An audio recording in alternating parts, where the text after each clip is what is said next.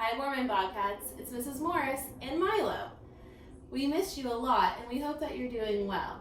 But today, we're going to read for you our second book for our 12 books of Christmas. Today, I have a book called Arthur's Christmas.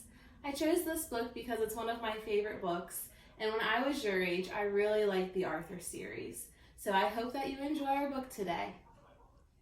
Arthur's Christmas by Marc Brown. Arthur and D.W. had been in the drugstore a long time. For heaven's sakes, D.W., this store is full of presents. Pick one and let's go. It has to be just right, said Arthur. I want Santa to like it. Well, hurry up, said D.W. I want to get home and see if Grandma's there and how many presents she brought me. At home, D.W. added 10 more things she wanted to her Christmas list and copied it over in red pencil. Arthur and D.W. cheered when they heard the car in the driveway. Grandma, are there presents in there for me? Asked D.W. Grandma, do you think Santa would like new mittens or gloves? Asked Arthur. Whatever happened to hello? I'm glad to see you, asked Grandma Thora. After dinner, everyone relaxed. Look, said D.W., I teached Killer a trick. Taught, said Grandma. You taught Killer a trick. But D.W. didn't hear. She had seen something on television and she wanted to add it to her list. Arthur, what's the matter? Asked Grandma.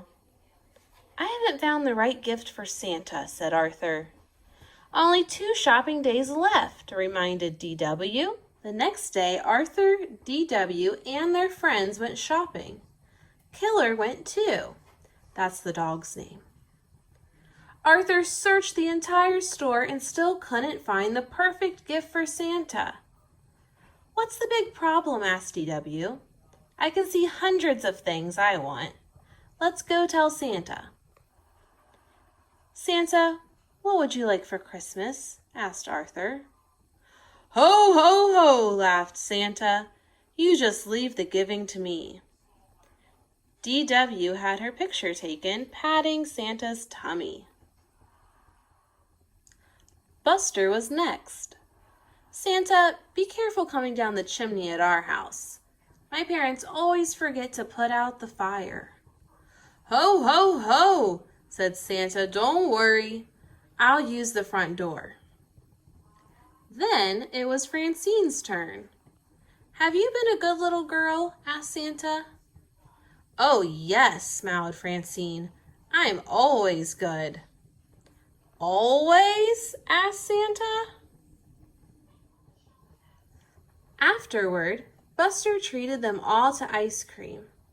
Arthur could hardly finish his root beer float. He had only one more shopping day.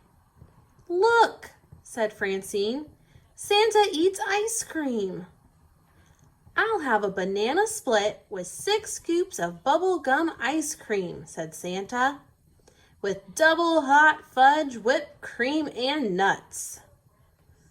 I'll say he eats ice cream, said D.W. At home, Arthur asked his family for help. How about a nice color tie, said Father. Aftershave is always a good gift, said Mother. I bet Santa could use some toasty, warm long johns, said Grandma. Arthur, you're taking this shopping too seriously, said D.W. Just do what I do. Get everyone the same thing.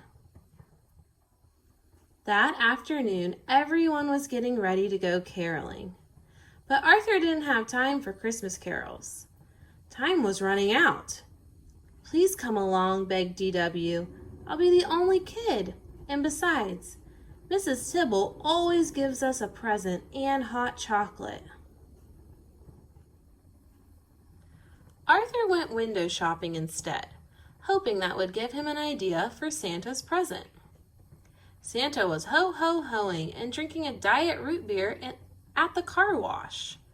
Moments later, Santa was at the Golden Chopstick eating sub gum chow goo. Santa must have run to the deli at the corner of North and Main. The waitress shouted Santa's order to the cook. "Catch a fish, hit it with rye, and put a pair of shoes on it." Santa sure eats a lot, Arthur thought. Finally, Arthur went home. He hadn't seen a single thing in any of the store windows he thought Santa would like. Santa was on TV, eating Papa Piper's pickled peppers. "That's it," said Arthur. He started making his list. Arthur counted his money. "DW," he said in his sweetest voice. "Okay, how much do you need?" asked DW. "But only if you promise to stop being a grouch." The next morning, Arthur gave DW half of his list. He took the other half. DW had to keep Killer out of the kitchen while Arthur made Santa's present. Remember, Killer's the dog.